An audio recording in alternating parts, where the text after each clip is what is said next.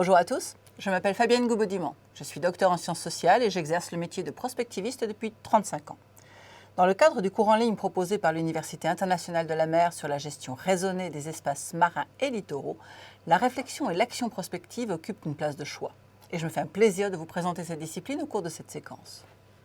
En effet, la prospective, fondée par le philosophe et homme d'action franco-sénégalais Gaston Berger, a pour but de réorganiser le présent pour préparer l'avenir.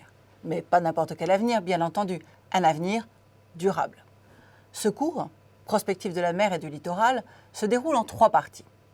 La description du contexte dans lequel nous vivons, tout d'abord, puis une explication de ce qu'est la prospective, et enfin, les raisons de l'urgente nécessité de l'appliquer à la mer et au littoral.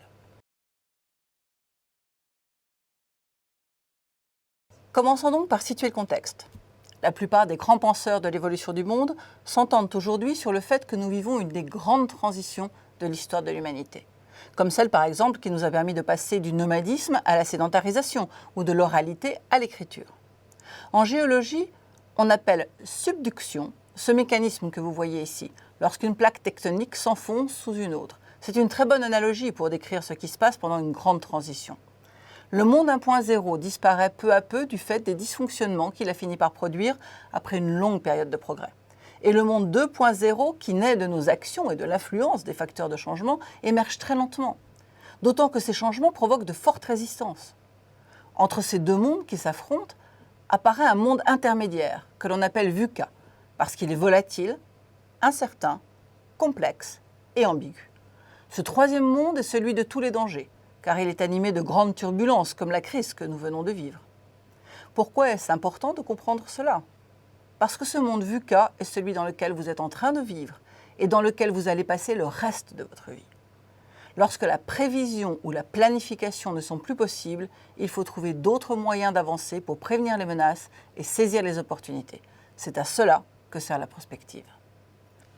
Ainsi, nous avons vu que dans une période de grande transition, la volatilité, l'incertitude, la complexité et l'ambiguïté caractérisent cette confrontation entre un monde qui est en train de s'effondrer, mais résiste, car il n'a pas envie de mourir, et un monde qui émerge, mais doit lutter pour s'imposer.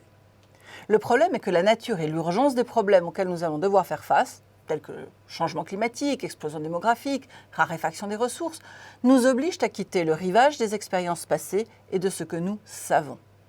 Désormais, il faut entrer dans l'océan des temps post-normaux. Cela veut dire sortir de la pensée du court terme et mobiliser l'intelligence collective et la créativité pour inventer de nouvelles solutions. D'où la nécessité de sensibiliser et former à la prospective opérationnelle. Commençons tout d'abord par nous familiariser avec la prospective. Penser le futur est aussi ancien que l'origine des êtres humains. Nous avons toujours voulu savoir ce que l'avenir nous réserve. Mais c'est seulement au lendemain de la dernière guerre mondiale, à partir de 1945, qu'une réflexion sur l'avenir vraiment structurée et rationnelle est apparue. Aux États-Unis, cette réflexion cherche plutôt à prévoir le futur qui va se produire afin d'anticiper. En France, au contraire, l'objectif de cette nouvelle forme de pensée du futur est d'identifier le futur souhaitable afin de pouvoir le réaliser. C'est Gaston Berger, philosophe et homme d'action franco-sénégalais, qui va inventer, pour ainsi dire, la prospective. Il part du principe que l'être humain est capable de changer le cours de sa propre évolution, parce que Dieu l'a doté du libre arbitre et de l'intelligence. Pour cela, il est nécessaire de comprendre comment fonctionnent les principaux mécanismes de l'évolution, afin de pouvoir produire nous-mêmes les forces du changement. Bien entendu, le changement dont il parle est structurel, c'est-à-dire qu'il concerne les structures mêmes de nos sociétés humaines, comme la démographie, la famille, le système économique. La prospective n'étudie donc pas les changements conjoncturels, qui sont plutôt à court terme, comme les crises économiques ou les tendances de consommation. Pour être capable d'identifier les forces du changement qui sont à l'œuvre et les problèmes qu'elles vont poser à l'avenir, Gaston Berger nous engage à utiliser une intelligence collective du monde, c'est-à-dire réfléchir ensemble de manière aussi diversifiée que possible et à l'échelle la plus large possible. Concrètement, la prospective va permettre de comprendre les dynamiques de l'évolution à travers l'étude du passé et du présent, un peu comme le font les historiens. Vous voyez ici cette ligne bleue, c'est le futur tendanciel, que l'on appelle aussi futur projeté ou futur prévu. C'est celui qui aurait le plus de probabilité de se réaliser celui que voit la prévision et qu'elle identifie à partir de la modélisation de ces dynamiques. À l'opposé, la prospective, elle, va plutôt chercher ce qui peut générer des changements. Pour cela, elle va explorer des alternatives à ce futur prévu. Elle va utiliser l'imagination et la créativité pour envisager des situations et des problèmes jusque-là inédits, ignorés.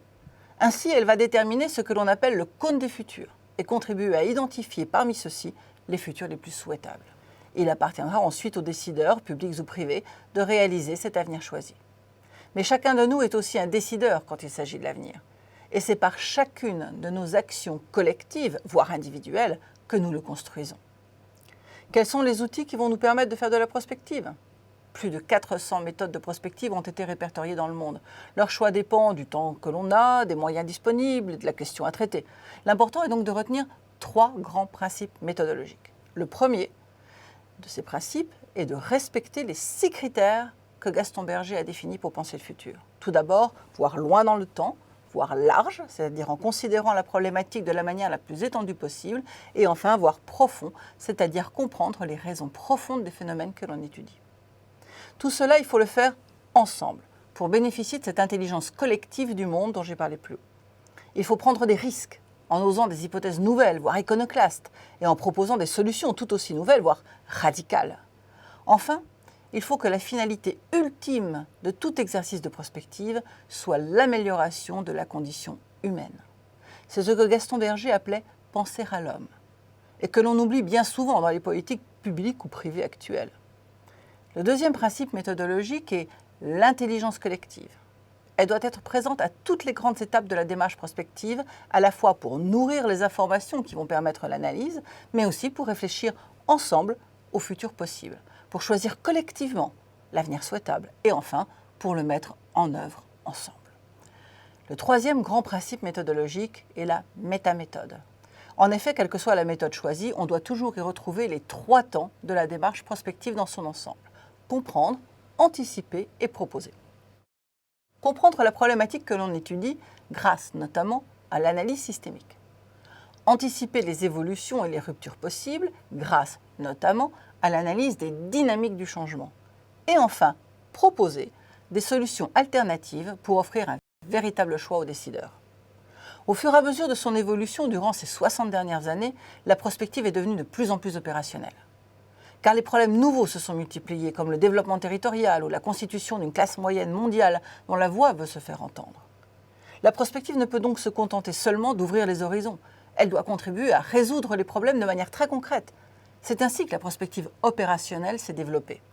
Son objectif est de fournir de nouvelles grilles de lecture du monde, de nouveaux angles d'approche des problèmes qui permettent d'orienter leurs solutions vers une plus grande soutenabilité. C'est ainsi que le modèle de développement X.0 a pu être mis en évidence. Élaboré à partir d'initiatives repérées dans le monde entier, il offre la grille de lecture d'un développement plus durable. Pour cela, 2 buts doivent être atteints. Assurer la meilleure qualité de vie possible des êtres humains, tout en respectant et protégeant l'équilibre des écosystèmes naturels. Nous verrons cela de plus près dans la 3e partie de ce cours.